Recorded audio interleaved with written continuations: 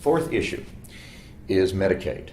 Now, Medicaid is not Medicare. It's Medicaid is for people who are very poor.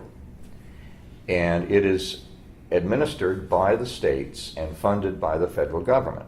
But the states also provide funding.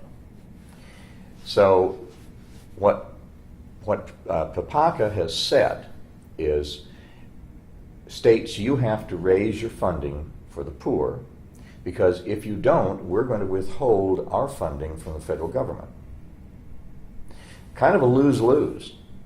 You got to raise your funding to get from the federal government, but if you don't, you lose the federal government. So the states are not happy about that.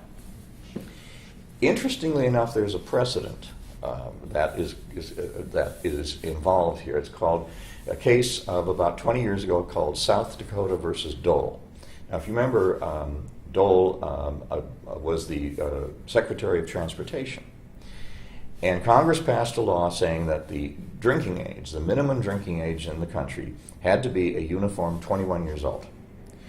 South Dakota had a law that allowed 18-year-olds to drink beer that only had 3.2% alcohol, as opposed to normal 5 or 6%, I guess.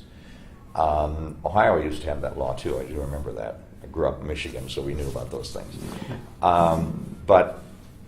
So South Dakota challenged this law, this national drinking age law, and it was held that there was enough interstate commerce, there was enough national interest.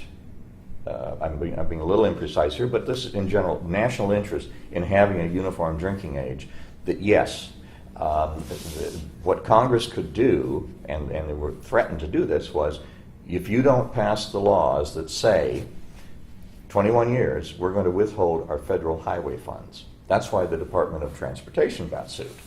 And that law, that whole concept was upheld by the Supreme Court.